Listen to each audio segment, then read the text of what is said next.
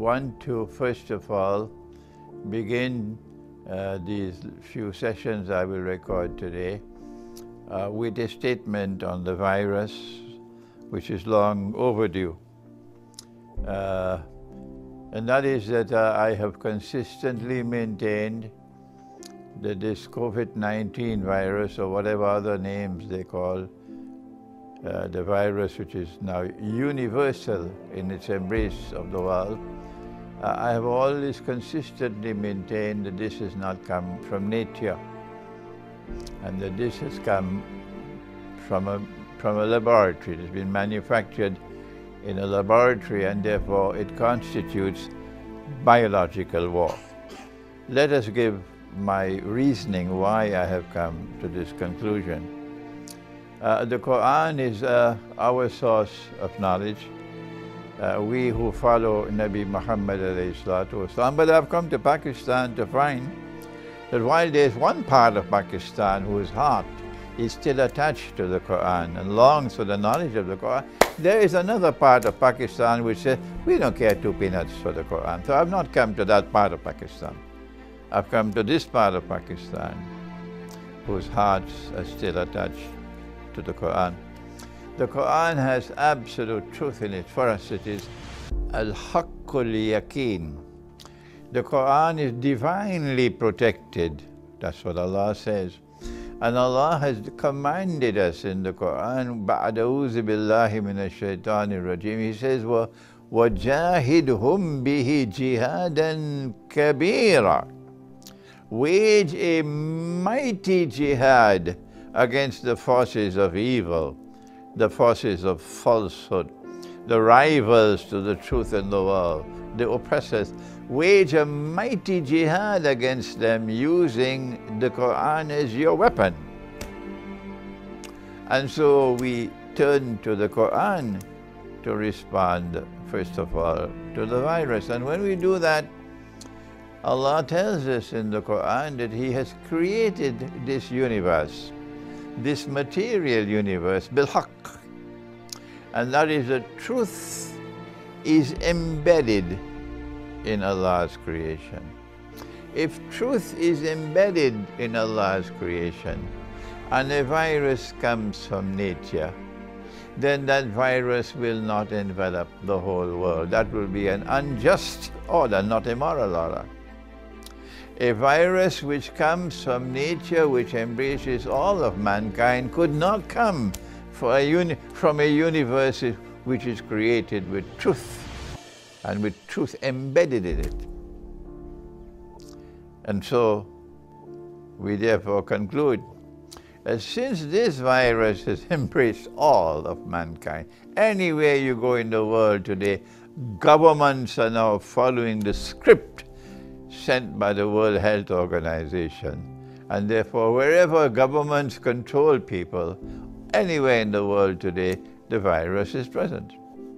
And they are very eager in counting the numbers of people who have been infected by the virus. They're not too particular about how accurate their diagnosis is. It could be a common cold, but no, this is a virus. And they're not too particular really on counting how many people actually die from the virus. Someone could die from a heart attack. No, it's a virus. This kind of slipshod calculating indicates to us that those who are behind this virus, it's not from nature, it's from a laboratory, and they are in fact pursuing biological warfare. This could not have come from nature. This is my first point, that it is in conflict with our book, the truth which comes from our book, that a virus could embrace all of mankind at the same time.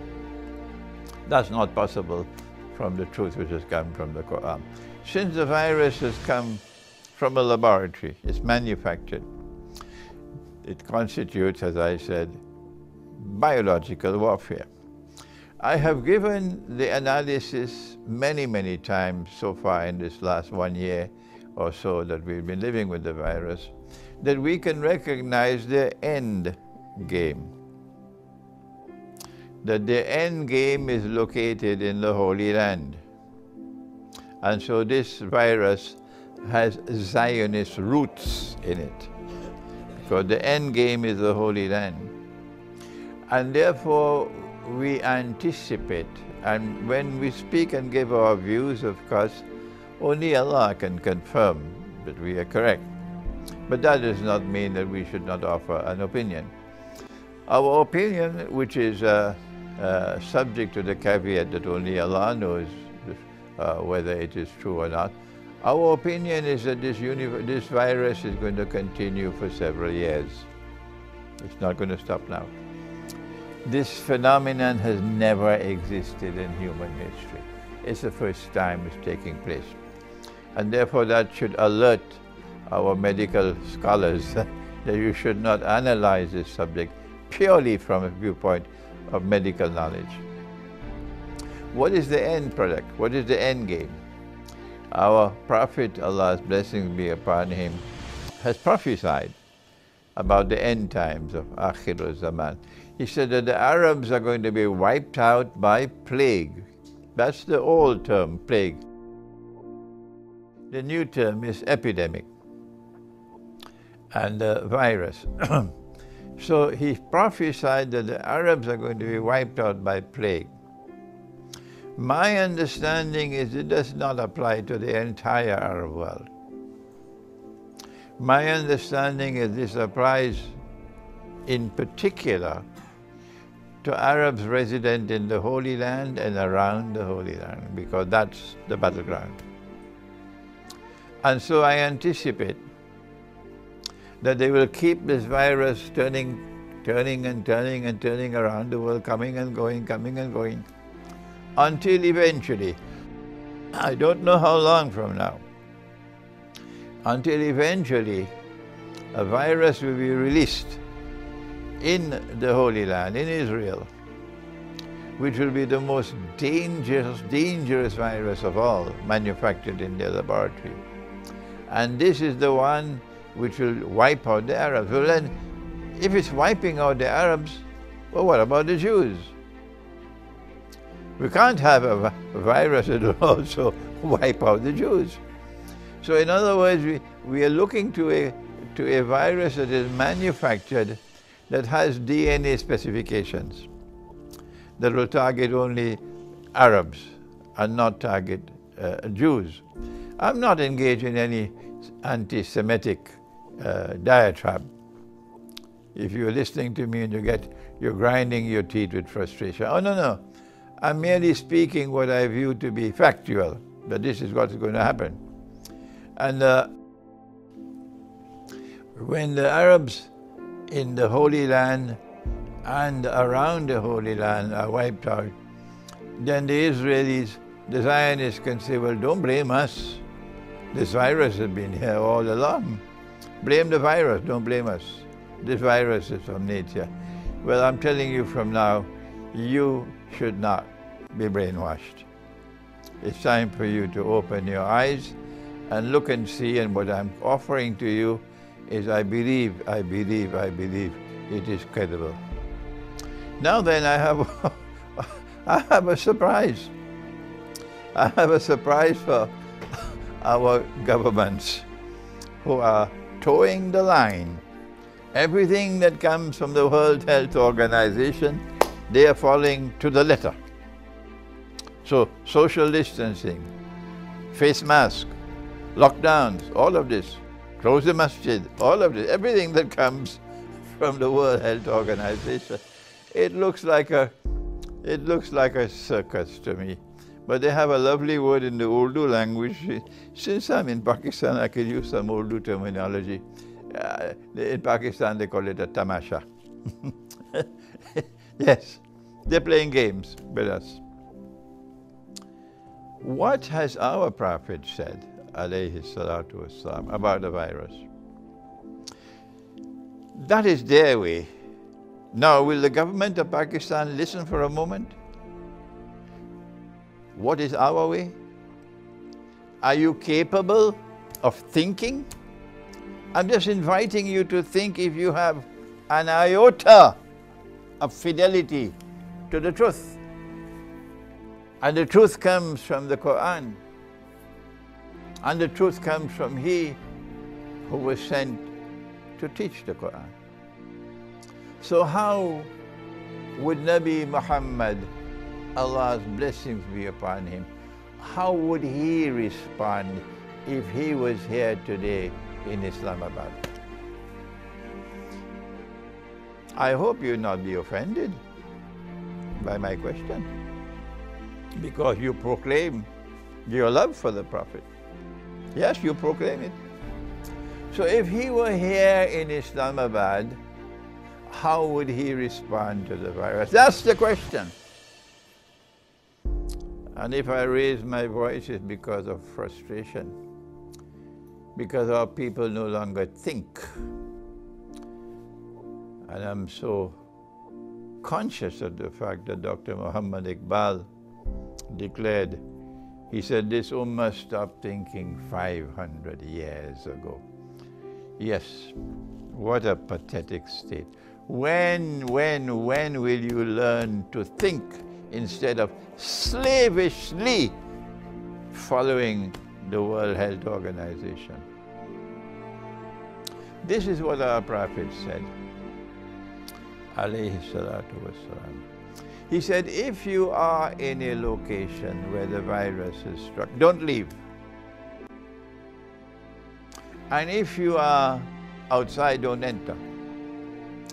Indicating that he was conscious of the fact that the virus can be contagious, meaning it can spread from one person to another. I don't know whether this knowledge was in the world at that time. And therefore, a virus can lead to an epidemic or plague. But what he said amounted to quarantine. So yes, our Prophet, Allah's blessings be upon him, would impose a quarantine. But he would impose the quarantine only when there is adequate evidence that a plague or an epidemic is in place. One sparrow doesn't make a summer. It's a lovely English expression. So one person falling ill with a virus doesn't make an epidemic, which requires quarantine. You have to have the evidence, and the evidence must not be cooked in a kitchen by people who have lost all contact with truth. The evidence must be accurate before our Prophet ﷺ would recognize that there is an epidemic in a place. What we have with us today is so many cooks cooking a false diet in a kitchen, telling us that the epidemic is here and everywhere. And we, like cattle and like sheep, we follow what they say. Of course, the media, the newspapers, the radio, the television, like sheep and cattle, just continue part and parcel of the brainwashing. That's their status. That's why I don't want to be on television. Not at all. Take it away from me. I have no interest in that. And radio and newspapers. I don't want to be part of that brainwashing machinery that Trump calls fake news. He said one more thing. He said, if you are in a place where the virus has struck, and you don't leave, you remain, and you die, you go to heaven. No government can say that. The World Health Organization is miles and miles and miles away from even a sniffing of making a statement like that. No scholar, no university can say that.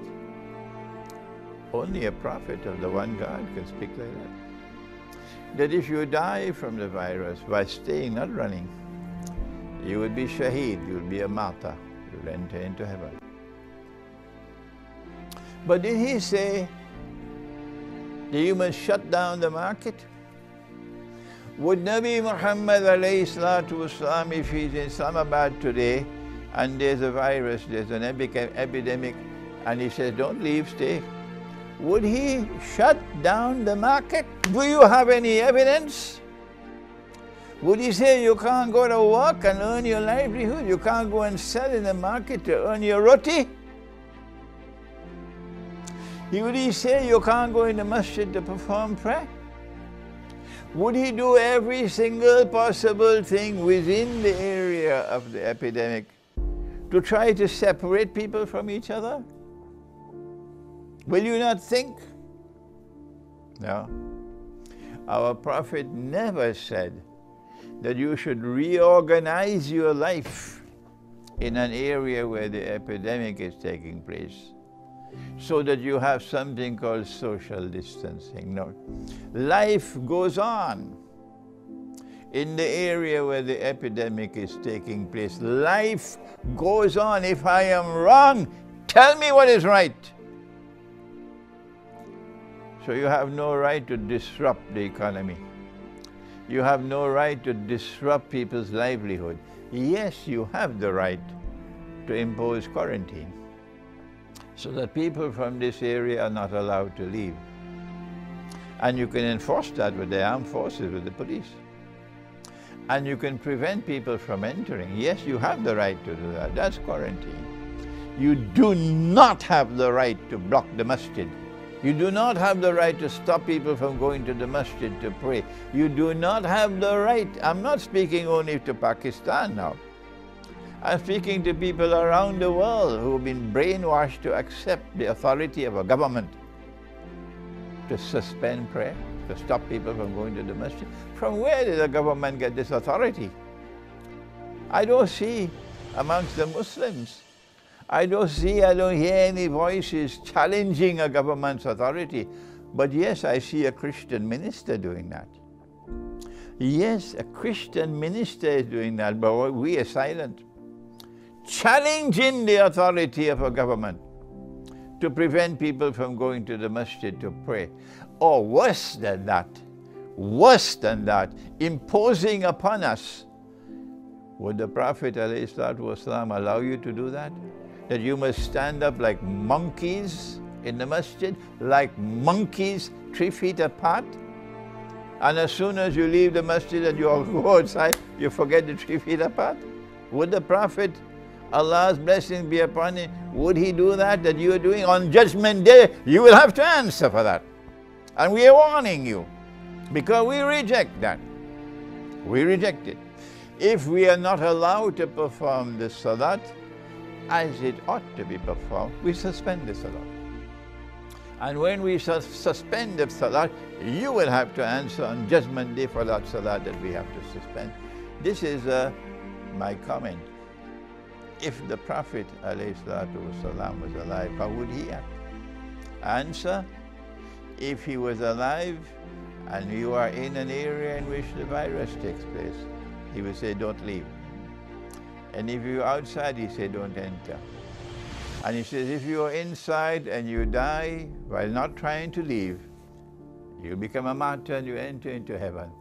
And we have so many sheep and cattle and goats and camels now who don't want to go to heaven. No, we want to get the vaccine. We don't want to die. We don't want to go to heaven. That's a pathetic state of people who don't think.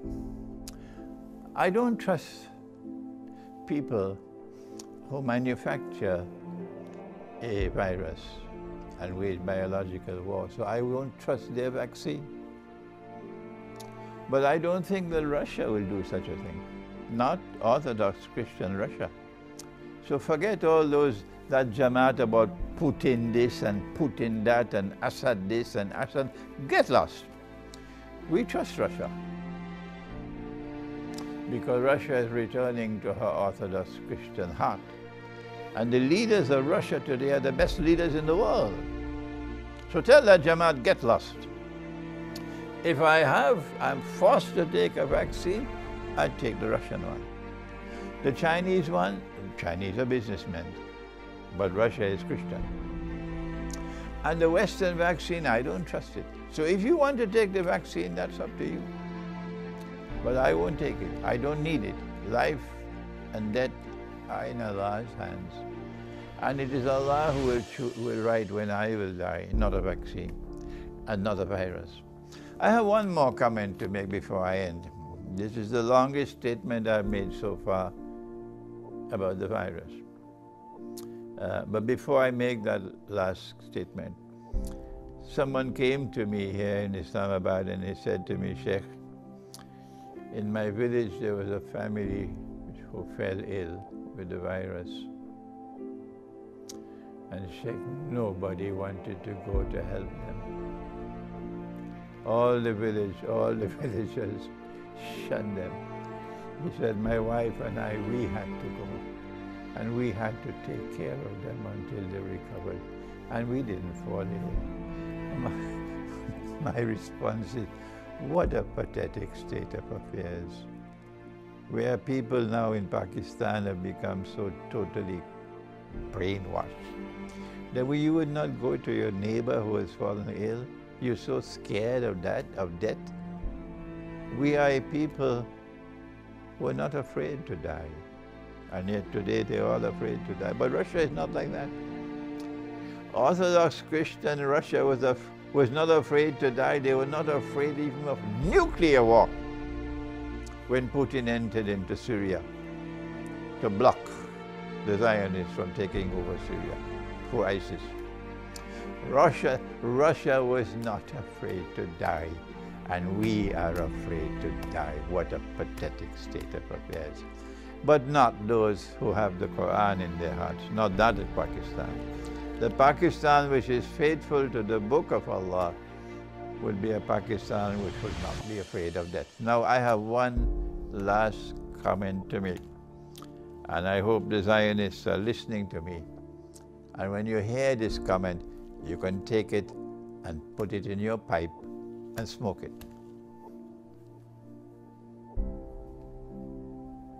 You know, Russian President Putin, he once said, those who are preparing poison for us to drink will one day drink their own poison. Yeah. He says, those who are preparing poison for us to drink will one day drink their own poison. There's much truth in that words. Much truth in those words, because that is what's going to happen with this virus. This virus has come from the Zionist laboratory. And this virus was created to try to facilitate Pax Judaica to replace Pax Americana, so that Israel can become more easily the ruling state in the world without the obstruction of a hostile Arab population within Israel and around Israel. So using the virus as a biological weapon. But don't you know that Allah can also do it? Yes, I have to stop and laugh for a while. Have you forgotten that if you prepare poison for us to drink, that one day you can drink the same poison? Huh? Well, let me tell you what is the fate awaiting you. Our Prophet, Allah's blessings be upon him, described you as Gog and Magog. Yes. Because Gog and Magog are those who bring the Jews back to the Holy Land to reclaim it as their own. 2,000 years after Allah had expelled them and blocked their return. And guess what's the fate of Gog and Magog? Yes, there is one part of the fate in which they'll be checkmated in the north, and that's coming in the big war. Qarnayn, the first Qarn and the second Qarn, but that's not our subject. The Prophet said, alayhi salatu wasalam, that they will come down from the north and pass the Sea of Galilee on their way to Jerusalem. And by the time the last of them pass, before they're blocked, the last before they're blocked, they will say there used to be water here in the Sea of Galilee. Sea of Galilee will be dry. So there'll be one part of Gog and Magog which will be blocked in the north, in the second Qarn of Qarnayn. But the rest of Gog and Magog will be down in the south, in Jerusalem, around Jerusalem.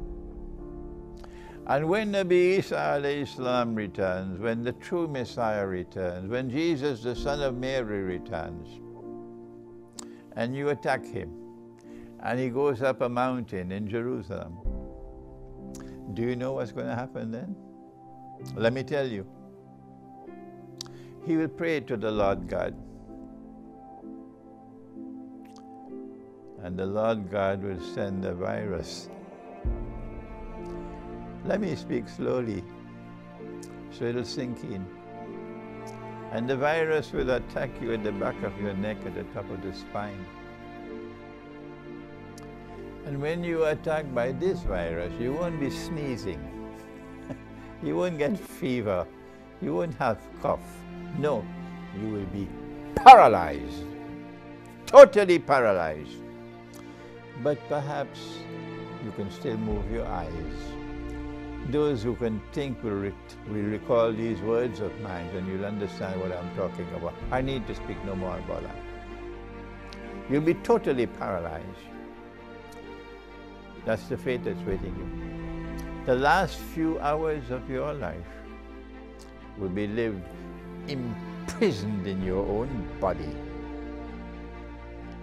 And then by next morning you're dead. And when you're dead, your bodies will begin to decompose and smell.